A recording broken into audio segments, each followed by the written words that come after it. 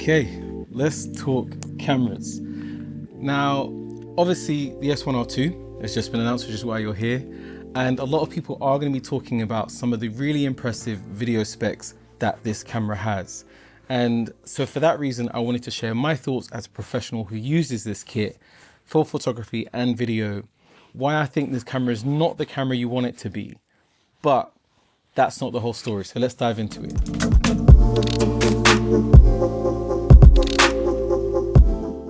As you can see here, I have the original S1R. I still use this camera. While the original S1R was 47 megapixels full frame, the new model is a 44 megapixel sensor. It's an all new sensor from Panasonic. While it has a lot of impressive video specs, I think a lot of people will get caught up on. But let's not forget, the S1R model from Panasonic is first and foremost a photography-centric hybrid camera. So yeah, it does do video and the specs look incredible. We've got 8K 30p video.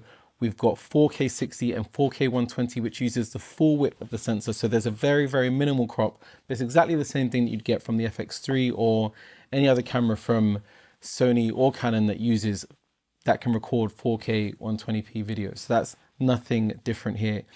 One of the other things I love in here is you've got internal ProRes and internal ProRes RAW recording, which is, again, mind-blowing. You've got a CF Express Type B slot, so you can use much faster, much larger capacity cards than you can. You also have obviously a SD card slot too. They haven't ditched that, which is great. You've got the option of both. But there's some really nice physical changes on the body, which we can dive into. So firstly, we had just a tilt screen on the S1R. Not the most useful. It did also tilt upwards. So if you were shooting vertically and pointing down, you could rely on that too, but not the most versatile screen. What I love about the S1R Mark II is they've used an evolution of the screen that we first saw with the S1H. And every time we've seen this mechanism, it's got better. So with the S1H, there was a little lock on the bottom, which was really annoying when you had the camera on a tripod. So you had to open the lock and then you could flip it out. And even then, it still got caught on the viewfinder. So it wasn't perfect, but it was close because you didn't get any issues with the screen when you tilted it interacting with your cables. So that was the first version of that, which I really liked, but they improved it further still with the GH7. So that had no lock, so it was much easier to remove and a little catch on the end. And because they changed the viewfinder, it wasn't a circular one on the GH7. It doesn't get caught quite as much, but it does still get caught. But with this one, on the new camera, they've gone a little bit further still. So now, again, no lock, tilts out and pulls out. It absolutely doesn't interact with the viewfinder's eye cup. And also they made the viewfinder's eye cup a little bit smaller and a more sensible shape, I think. So it tilts out and then can be flipped. And it's a much more versatile mechanism. It's nice and solid. It feels really robust. And so I think that's a massive physical improvement on the camera. Another thing that I actually asked Lumix for every time I got a chance to speak to one of their engineers, as you can see, the flaps here are separated in two. So you've got audio on one flap and you've got your HDMI and USB-C on the other. Now, that's great, but when you're using HDMI only, or if you're recording to SSD, your other flap is still open and you don't need it to be. Now we have the added benefit of having each flap individually opening and closing. So you don't have flaps just open with the ports accessible to the wind or to the elements when you're not using them. And so I think it's just nice to see each time Panasonic is launching a new camera, they're listening to feedback and they're making the adjustments where necessary. They're not getting rid of things that we like and they're adding things that make a big difference. So I really like that here. Another thing that they've done with this camera, which makes it for me the truest form of a hybrid that we've seen from Panasonic so far, is there's now a switch on the left side of the camera. So you can switch between photo, video and S&Q mode. And one of the best things about that is obviously when you're taking pictures, you don't necessarily want your shutter speed to be the same when you want to switch to video really quickly. And if you're working in that kind of environment where you're switching between photo and video quite a lot, say if you shoot weddings or if you shoot events like I do, or sports, anything like that, when you want to be able to have your settings stay the same between each mode, that will save your settings. The other thing that's critical about that is you can assign your custom functions to each mode. So in photography, I have this set to access real-time LUT. But during video mode, I have this to access my recording formats. So I can set the buttons and map the buttons dependent to the mode that I'm in, which effectively gives me two cameras in one. I don't have to worry about my settings changing as well. So it's not just the settings internally, but actually the button mapping is carried over and stays in the mode that you're choosing, which I think is a really nice addition. Another great feature is the mode dial and the function dial both lock. So you don't have the issue of those being twisted by accident. You can also lock all the buttons as well on the back still. Another great addition. So all in all, I think the fine improvements they've made make a big difference. They haven't removed anything that works. I mean, the body's quite similar to the S5 Mark II. So as you look at the two of them from the back, the button layout is identical. There's really no difference at all. On the top, we've still got two dials, but obviously we've got the switch here, and the dials are lockable on the S1R Mark II, which makes this for me more of a professional build style camera. And I mean, the bodies are very similar, but it's slightly taller than the S5 Mark II. You can't really tell that from this. Maybe you can see there. The size difference is negligible. I mean, hand holding them, they feel very similar. And a big difference to what we had with the original S1 series bodies. I mean, a lot of people did actually complain about the S1 series bodies. They said they were too big. I actually have the S1, S1R, and S1H all here. And you can see there's a massive, well, there's quite a clear difference between what these cameras look like and the newer versions of the S series are looking like. So while some might feel that the original S series body was a lot more professional feeling, I think the S1R II marks a really nice kind of halfway house between the two. And it uses the same battery as the S5II, S5II and the S9. So if you have these cameras already, you're not having to go out and get new batteries, which I think is really brilliant because, again, we don't have to go out and have to buy a whole new set of batteries just because a new camera has been released. And as I mentioned, we're still using SD cards here with the addition of CF Express Type B. So I have the cards that I can use in my S1R and my GH7, the same cards I can use here as well. So I'm really enjoying the fact that it's not a hard transition for people who already have the S5 Mark II or the S5 even to get with the S1R II. If you have the S1R originally, then you're getting a lot more camera for your money in a slightly smaller body. Another difference that I'm really liking in the S1R Mark II is they've taken the front record button from the S1H and they've brought that back. So now we have a record button on the front and obviously our record button on the top. And we have tally lights, which is something I couldn't understand why they didn't have on the S5 II. We now have tally lights in the S1R Mark II on the back, right there, on the shoulder and on the front next to the AF assist beam. The additional features that they brought in for the S1R Mark II take the best from what we had with the original S1 series. So we've got an evolved version of the screen that we saw on the S1H. We've got the front recording button from the S1H. We obviously have the high resolution from the S1R and a beautiful viewfinder. It's 5.76 million dot viewfinder, which is really nice and crisp. We've got a much better, well, for most people, a compact form with all of these professional features. We've got the locking on the dials. We've got the button lock as well. And then we've got small, subtle adjustments like making the port covers all individually accessible, which I think makes a huge difference in practical everyday terms. Another new feature which we've seen introduced with the S1R II is the ability to use the shutter mechanism to cover the sensor so that when you turn the camera off and you open up the shutter, you expose it, you have the ability to cover that sensor with the shutter mechanism. So for most people, you won't use that on a regular basis, but if you are working outside, for example, when you're changing lenses quite frequently, being able to turn the camera off and have the shutter cover the sensor gives you a little bit of peace of mind in that kind of working scenario. So a new feature, you can turn it off or you can turn it on. You don't have to use it, but I think it's nice to have it included, giving people the option. Now, like I said, the S1R II is a photography-centric hybrid camera. And for that reason, this is also the first camera from Lumix to come with Capture One compatibility straight out of the box, which I know some photographers who work in fashion and in studio scenarios will be really happy to see.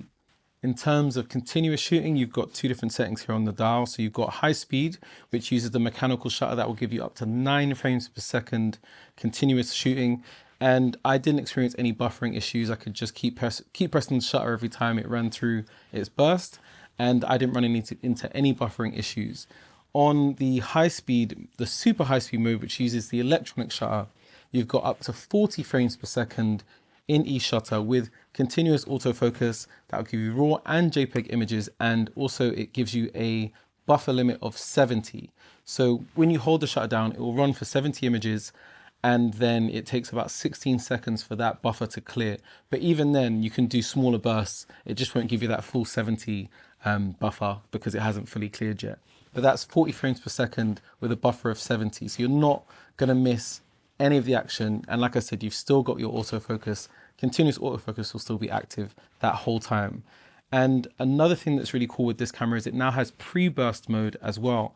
And so in the menu, you can choose between half a second, and 1.5 seconds. So when you half press the shutter, it will give you up to 1.5 seconds before you've actually activated your shutter mechanism, which is a really, really handy feature for wildlife shooters, for sports shooters, and even Canon's R1, their flagship camera, which costs twice the price of the S1R Mark II, only offers half a second pre-burst continuous shooting. So I'm not saying this is better than the R1, but it does have an extended buffer, which the R1 from Canon does not match. So that is very impressive as well. Other features which some people will be really happy to hear are included with the S1R II is multiple exposure mode, which was first introduced with the original S1 and with the S5, but we haven't seen it since. And multiple exposure mode lets you take, I mean, it's self-explanatory, it lets you take multiple exposures and layer them on top of each other, which is a great feature to have. And I think some people will be happy to see it back. And if you switch the dial up to high resolution mode, as this is a 44 megapixel sensor camera, which is really quite high. If you need more megapixels, this will give you up to 176.5 megapixels when you're in high resolution mode. So for shooting archive products or for shooting still life or landscapes, that is a lot of resolution to work with. We also have live view composite mode on this camera, and of course LUMIX's brilliant time-lapse and animation assist mode, which I absolutely love for shooting time lapses because I'm not great at time-lapse work. It's not my field of expertise, but using LUMIX cameras, I find their time-lapse assist mode very, very helpful. So that is also here in the S1R Mark II. And of course, the S1R Mark II features hybrid phase detect autofocus, which is a massive jump in performance over the original S1R's 225 zone contrast detect autofocus system, which wasn't terrible. It's just nothing compared to a good hybrid phase system. So the autofocus has 779 points. So if you do shoot action, sports, wildlife, the S1R Mark II is going to give you a lot more performance. And I think a lot of people who are still holding on to the S1R will be very happy to see that this camera has upgraded the autofocusing system. Now, there are going to be a raft of videos that are going to focus on the video specs of the S1R Mark II. So I'm going to link to some of the better ones that I see in the description area because I haven't had the time. And actually, to be fair, I wanted to focus more on the photography side of this camera, given that it's the S1R Mark II. So check out the videos in the description area if you want to see more about the video specs and performance of this camera. There was one thing from the video area that I did want to touch on though, because it's something that I experienced while using this camera. It is compatible with the DMW XLR2 from Panasonic, which gives you 32-bit float audio, just like we had with the GH7. So we now have that compatibility with the S1R Mark II as well, which I think is, you know, it's brilliant to see it added to this new model. I wasn't expecting it given that it's a very photo-centric camera, but I'm glad that we have it. But I did want to mention that while recording audio at a live event, I did run into an issue where the camera was giving me like random pops and clicks. And I thought maybe it was due to the cable being knocked, but it wasn't due to the audio peaking because like I said, it's 32-bit float audio. You wouldn't be able to peak that level of audio with a live event. I don't know what would be able to peak that audio, to be honest. So it wasn't due to peaks in audio and loud sounds. It was just random intermittent clicks throughout the recording. And since that event, since that one occasion where that happened, I haven't been able to replicate the issue. So I'm not sure if it's something that they've fixed in the pre-release firmware that we got, or if it was just something to do with the venue itself, if there was some kind of signal issue. I'm not sure. I haven't been able to replicate it, but it's something that would give me pause when using this camera for video recording, and maybe I'd feel more comfortable having a backup. I tend to record backup audio anyway, so I just thought I'd mention it because it was something I experienced during my time with this camera and with the DMW XLR2. While we're on the subject of things that I ran into while using this camera and things that might give me pause when considering this camera as a video camera, it will overheat. And I mean, with a 44 megapixel resolution sensor, anything around that mark, the Canon R5II, the Sony A7R5, they all overheat as well because they're high resolution sensors. It's a lot of work for them and a lot of data for them to be passing through the camera to the storage that you're using. So I found in my time with this camera that while recording 6.4K open gate, I was able to get the camera to record for around just under half an hour with the thermal management set to standard. And I was recording in ambient room temperatures of around 19 degrees C, so not a hot environment by any means. And around 27 minutes, the camera overheated when recording 6.4K open gate, and that was around 45.5 degrees C, the maximum temperature where it decided it couldn't go on anymore. And it needed a cool down period of around 5 minutes.